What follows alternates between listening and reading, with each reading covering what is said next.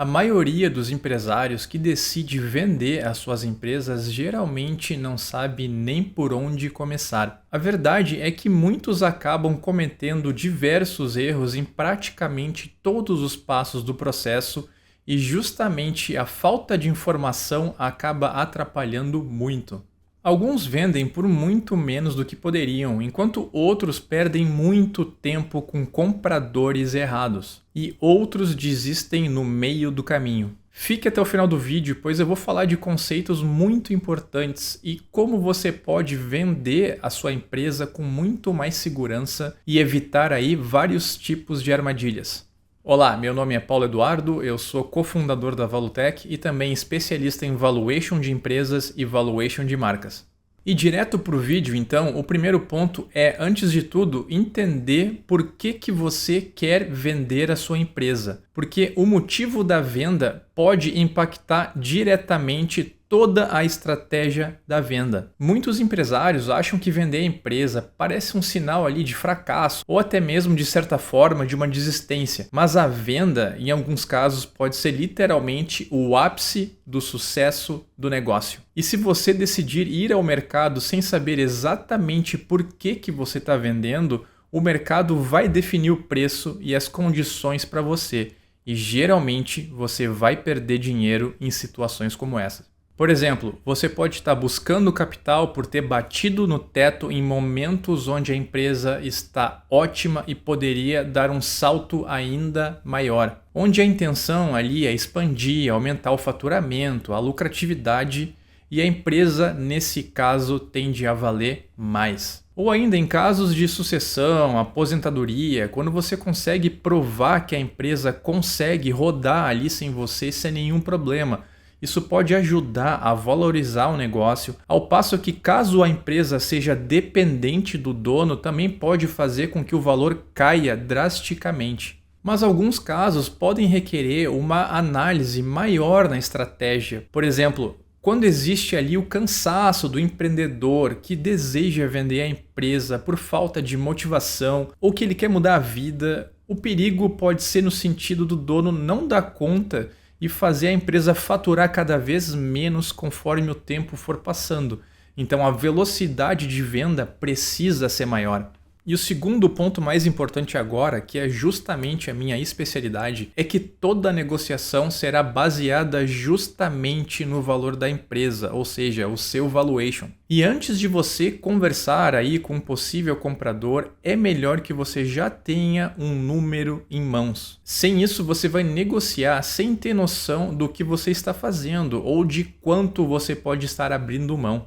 E o comprador vai estar sempre fazendo a avaliação dele, até para ver se faz sentido comprar sua empresa. E se você não tem a sua avaliação, você vai ficar na mão dele. Agora, antes de continuar, eu quero fazer um alerta bem importante. Dependendo de quem vai te auxiliar ali na venda da empresa, seja uma consultoria, um intermediador ou qualquer profissional envolvido na negociação, tome cuidado com valuation feito rápidos demais. Eu já vi situações em que o valuation é tratado quase que como uma etapa burocrática necessária. O profissional pede ali alguns números e documentos, aplica ali um múltiplo ou uma regra até genérica, coloca tudo ali no relatório bonito e pronto. Só que uma boa avaliação de empresa simplesmente não funciona assim. Só para que você tenha uma noção, para chegar em uma faixa de valor ali minimamente defensável numa negociação, é preciso entender a empresa, analisar os números, ajustar o resultado, separar o que é recorrente do que não é recorrente, avaliar os riscos da empresa, da operação, ver as margens, crescimento, concentração de cliente, dependência de sócios, dívidas, capital de giro, como está o mercado e várias outras informações.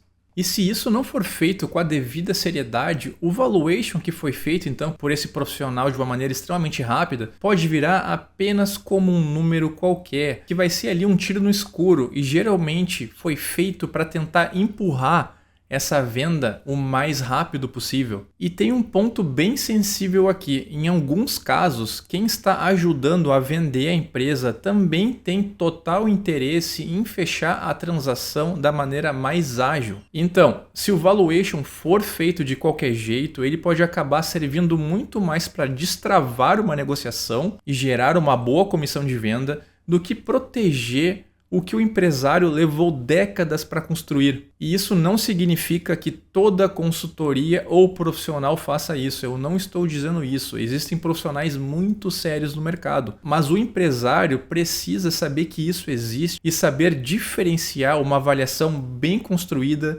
do que um número feito às pressas. E a grande pergunta que fica é: como que o empresário pode se proteger disso? E na minha visão, um dos caminhos mais seguros é separar as coisas. Quem está ajudando você a vender a empresa até pode ser bom ali na negociação, na prospecção de compradores, a estruturação da transação em si, mas isso não significa necessariamente que essa pessoa seja de fato especialista em valuation. E especialista, a palavra especialista, por definição, é alguém que se aprofunda exclusivamente em uma área específica. No caso do valuation, é alguém que se dedica ali em tempo integral para entender a empresa, analisar os números, revisar premissas, questionar ajuste, estudar riscos e explicar de forma clara, através de um laudo, de um relatório, como que esse profissional especialista chegou no valor da empresa. E esse ponto faz muita diferença, porque muitos profissionais que trabalham ali com a venda da empresa são remunerados por comissão, ou seja, eles vão ganhar quando a transação acontece. E não há nada de errado nisso, não é isso que eu estou querendo falar, desde que o processo seja conduzido com transparência e coerência. O problema justamente é quando o valuation da sua empresa vira apenas uma ferramenta para acelerar a venda e não uma análise séria para proteger basicamente o legado do empresário. Se o foco principal do profissional é vender rápido, pode existir ali uma tendência de aceitar um número mais fácil de negociar, mesmo que esse número não represente bem o valor justo da empresa para o dono. Por isso, antes de colocar sua empresa no mercado, pode fazer muito sentido contratar alguém que atue especificamente com valuation. Alguém que não esteja ali preocupado em empurrar a venda a qualquer custo, mas em entender de fato quanto que a empresa vale, quais são seus riscos, quais são os argumentos de defesa e quais pontos podem aumentar ou reduzir o valor na negociação. E aqui entra um ponto que todo empresário precisa entender. Existem conceitos totalmente diferentes de valor. Uma coisa é o valor intrínseco da empresa, ali seu valor econômico. E de uma maneira simples, esse valor intrínseco é uma estimativa de quanto que uma empresa vale com base na sua própria capacidade de gerar resultado, considerando seus riscos, suas operações, seus ativos, sua marca, a sua carteira de clientes, a sua margem, seu potencial de crescimento e de maneira independente de quanto que o mercado poderia pagar por ela. E é como se você perguntasse: se eu continuar com essa empresa, quanto que ela poderia gerar para mim de resultado ao longo do tempo? Ou quanto que você estaria abrindo mão ao vender a sua empresa? Isso é totalmente quantificável. E esse valor ajuda o empresário a entender o que ele está abrindo mão de fato ao vender. Porque quando você vende uma empresa, você não está vendendo ali somente máquinas, estoque, contratos e CNPJ. Isso geralmente é mais uma avaliação contábil ou patrimonial que eu não sou muito fã, mas em alguns casos pode-se utilizar esse tipo de metodologia. Eu acho muito mais estratégico você estar vendendo a capacidade da sua empresa de gerar dinheiro. E outra coisa é o valor de mercado, que pode ou não se aproximar do valor intrínseco da empresa. O valor de mercado vai depender ali do ambiente, do momento econômico, do apetite dos compradores, da consultoria que você conseguiu, por exemplo, do setor, da liquidez e também ali das transações comparáveis que você teve acesso. Em alguns momentos, o mercado em si pode estar disposto a pagar mais, e em outros, o mercado pode estar mais conservador ali, não fazendo ofertas muito grandes. E isso é importante. E receber uma oferta de compra da sua empresa não significa automaticamente que aquele é de fato o valor da sua empresa como um todo, onde você é refém desse valor. Significa apenas que aquele comprador, naquele momento, com aquelas informações e com a estratégia dele, está disposto a pagar aquele preço. Mas você pode, de fato, receber uma boa proposta? Sim, pode. Mas também pode ser ali uma proposta totalmente oportunista, uma tentativa ali do comprador comprar super barato a sua empresa, ou simplesmente uma proposta que faz sentido somente para o comprador e não faz sentido necessariamente para você. Por isso, o empresário não deve analisar somente através da pergunta: quanto alguém está disposto a pagar pela minha empresa hoje? Ele também precisa analisar através de uma pergunta, por exemplo: quanto essa empresa vale para mim se eu continuar com ela? Ou quanto que a minha empresa vale independente de quanto aquele comprador está disposto a pagar. E esse tipo de comparação vai mudar totalmente a qualidade da sua decisão. Porque talvez o mercado ofereça um valor que inicialmente parece alto, mas que quando comparado com o potencial de geração de caixa da sua empresa simplesmente não compensa. Ou talvez o contrário pode acontecer. A empresa tem ali seus riscos, ela depende bastante do dono, houve uma queda de margem, ou a empresa tem uma baixa previsibilidade de vendas, e a proposta recebida seja mais interessante do que a empresa tem a oferecer em termos de valor. E o ponto aqui é, sem um valuation bem feito, o empresário pode sair perdendo bem feio. Sem um valuation, o empresário pode aceitar uma proposta ruim achando que está fazendo um ótimo negócio, ou ele pode recusar até ali uma proposta razoável ou até boa por acreditar que a empresa vale muito mais do que ela de fato vale, sem uma base para defender esse número. Por isso, antes de negociar com qualquer comprador, entenda primeiro quanto que sua empresa vale de fato, de uma análise interna, por dentro. Depois compare esse valor com o que o mercado está oferecendo. E essa é justamente a diferença que vai mostrar se a venda vai fazer sentido ou não, se vale negociar melhor ou se talvez ainda não seja o momento certo de vender. E agora eu vou dar uma dica muito boa. E se você quiser contar com uma ajuda especializada na hora de fazer o valuation da sua empresa, é só entrar em contato. O link vai estar na descrição.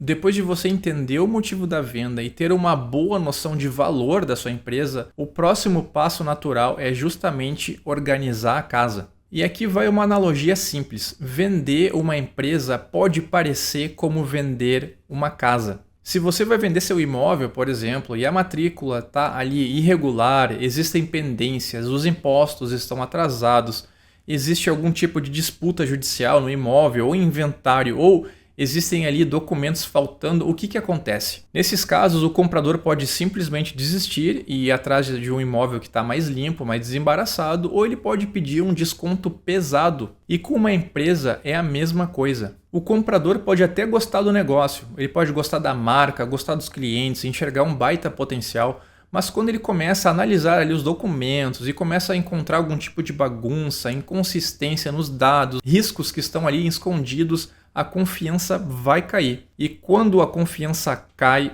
o preço também cai. Por isso, antes de colocar a empresa à venda de fato, você precisa deixar algumas coisas prontas. Primeiro, começando então pela parte contábil, é sempre ideal ter ali o DRE, o balanço patrimonial, o demonstrativo de fluxo de caixa, tudo organizados e de preferência dos últimos 3 anos. Isso ajuda o comprador a entender a evolução da receita da empresa, como estão as margens, o lucro, o endividamento e a geração de caixa, por exemplo. E aqui não basta ter qualquer número, os demonstrativos precisam fazer sentido e bater de fato com a realidade. Isso não é sempre o caso com pequenas e médias empresas no Brasil. Vamos falar aí então de despesa pessoal misturado com as despesas da empresa, retirada de um sócio que não está bem registrado, receitas por fora, despesas por fora, custos sem explicação, contabilidade desatualizada. Tudo isso pode virar um grande problema na hora da negociação. E segundo, a situação fiscal. Você precisa saber se a sua empresa está regular, se existem débitos, parcelamentos, pendências fiscais, problemas com Simples Nacional ou com regime tributário, certidões negativas, comprovantes de irregularidades também vai ajudar muito nessa etapa. Porque através da ótica do comprador, comprar uma empresa com risco fiscal que não é conhecido é como comprar ali, algumas vezes, uma bomba relógio. Ele até pode continuar interessado, mas provavelmente ele vai querer descontar muito esse tipo de risco no valor da empresa. E o terceiro ponto aqui são os contratos relevantes da empresa. O comprador vai querer entender quais contratos que sustentam toda a operação, como contratos com clientes, fornecedores, aluguel, bancos, financiamentos, funcionários, prestadores de serviços, sócios, parceiros, tudo. E se o comprador vê que uma boa parte da receita vem de contratos informais, ou seja, não tem um contrato, isso aumenta bastante a insegurança. E se, por exemplo, o ponto comercial também é bom, onde a empresa está instalada, mas o contrato de aluguel ali não é muito bom, ele está frágil, isso também pode virar um problema. Se os principais clientes não têm um vínculo formal, o comprador pode questionar tudo isso e se aquela receita vai de fato continuar depois que ele comprar a sua empresa.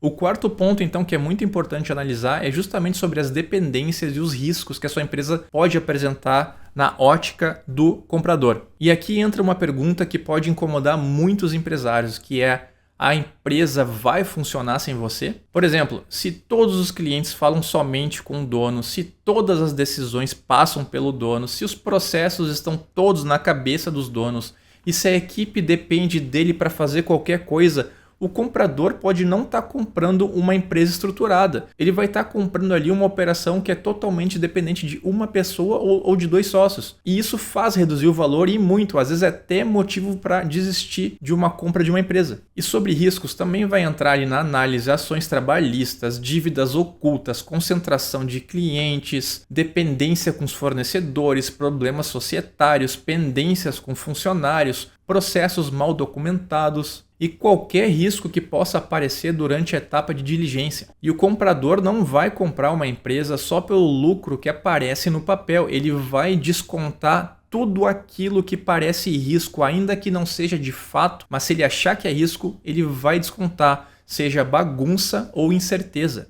Depois então de entender o motivo da venda, fazer o valuation, organizar a casa e toda a documentação, vai chegar uma etapa que muita gente subestima, que é de encontrar o comprador certo. E aqui vale um ponto importante: o melhor comprador nem sempre é aquele que aparece primeiro, e também não é necessariamente quem faz a primeira proposta. O comprador certo vai ser aquele que entende o valor da empresa, ele tem a capacidade financeira de suportar essa negociação, ele enxerga a sinergia com o negócio e consegue dar a continuação na empresa.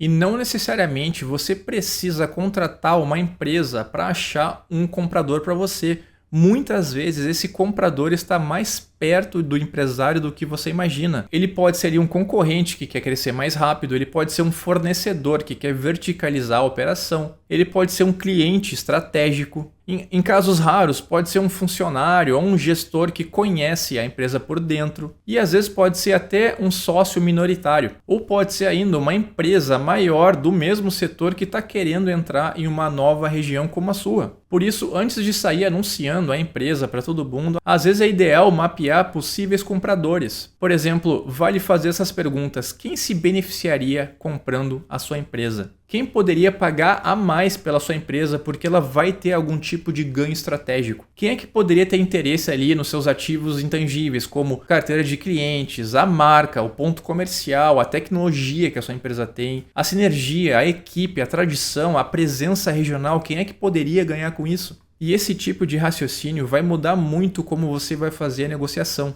Porque para um comprador comum, a sua empresa vai valer basicamente o lucro que ela gera ou pode gerar. Mas para um comprador estratégico, ela pode valer muito mais, justamente porque ela consegue extrair sinergias que outros compradores não conseguem. E eu vou dar um exemplo agora. Um concorrente, ao comprar a sua empresa, ela pode reduzir custos ao unir as operações. Um fornecedor pode ganhar margem ao assumir a parte da cadeia. Um cliente grande que tenha capacidade de comprar sua empresa, ele pode garantir um fornecimento investimento a preços melhores. E uma empresa maior pode usar a sua empresa para entrar numa nova cidade ou nicho. Então, ao vender uma empresa, não é só ir procurar alguém que tenha dinheiro, é também procurar alguém que, para ele, essa empresa pode ter sentido.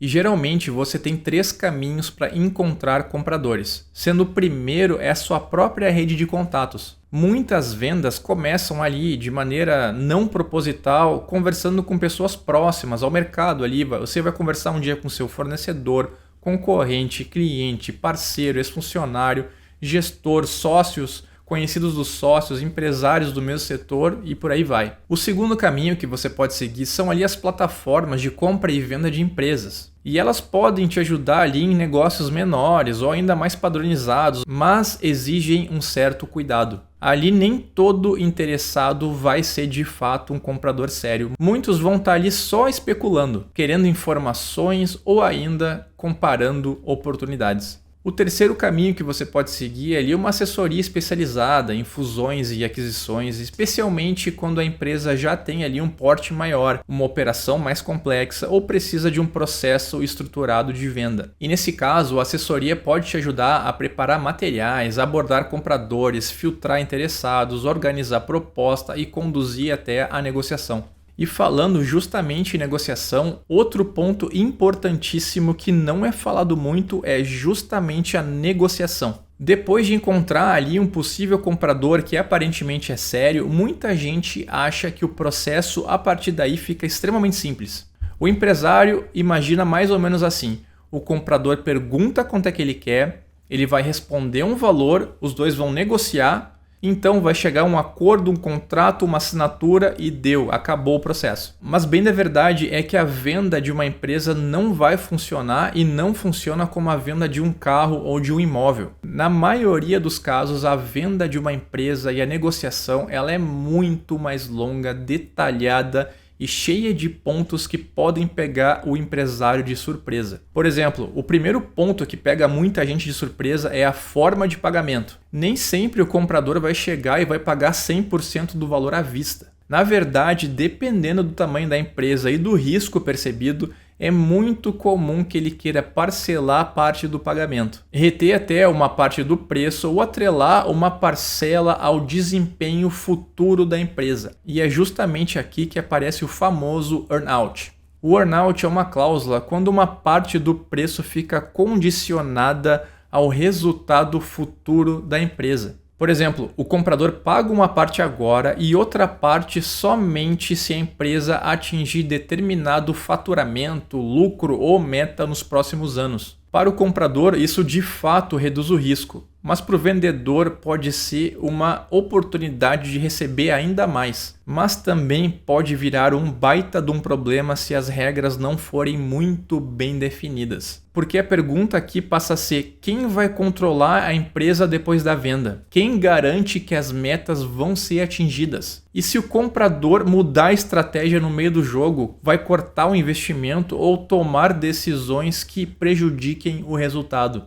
Então, quando alguém chega e fala, eu vou pagar X pela empresa, o empresário precisa olhar muito além do número. Quanto vai ser à vista? Quanto vai ser parcelado? Quanto depende da performance futura da empresa? Quais garantias vão de fato existir? E o que vai acontecer se o comprador não pagar? Outro ponto agora que eu queria falar é sobre o período de transição. Muita gente acha que é só vender a empresa que significa que vai assinar ali um contrato, receber o dinheiro e no outro dia essa pessoa já vai embora. Mas em muitos casos o comprador vai querer que o antigo dono continue por um período. Pode ser ali alguns meses, um ano ou até mais, dependendo da complexidade do negócio. Isso acontece porque o comprador vai querer preservar os clientes, a equipe, fornecedores, processos e todo o relacionamento comercial. E se a empresa depende muito do dono, essa exigência tende a ser ainda maior. E aqui entra uma pergunta que o vendedor precisa responder antes da negociação. Eu estou disposto a continuar na empresa depois da venda?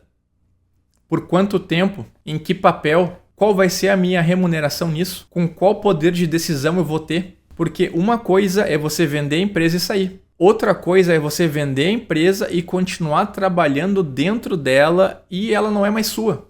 Um ponto muito importante agora, continuando, é a due diligence. Depois da proposta inicial, o comprador normalmente vai investigar a empresa com muito mais profundidade. Ele vai olhar ali com a sua equipe de contadores e advogados como é que está a contabilidade, impostos, contratos, funcionários, dívidas, processos, clientes, fornecedores, as margens, se batem com a realidade, os documentos societários e tudo que possa apresentar risco. E é aqui que muita negociação muda. O comprador pode simplesmente encontrar um processo trabalhista ou o risco de um novo processo trabalhista. Ele pode encontrar várias inconsistências ali em documentos, financeiros, contabilidade, e ele pode descobrir que parte da receita não é recorrente. Ele pode perceber que um grande cliente ali que representa uma boa parte do faturamento está quase saindo, ou que uma boa parte do faturamento depende dele. E ele pode do nada encontrar uma dívida que ninguém sabia que tinha. Ele vai poder questionar despesas, margens, retiradas de sócios, contratos informais, projeções otimistas demais durante o valuation, por exemplo. E quando isso acontece, geralmente ele faz uma das três coisas. Ele pede desconto, ele muda a estrutura de pagamento ou ele simplesmente desiste. Ou seja, a proposta inicial raramente é o fim da negociação, como muitos falam. Geralmente, ela é só o começo.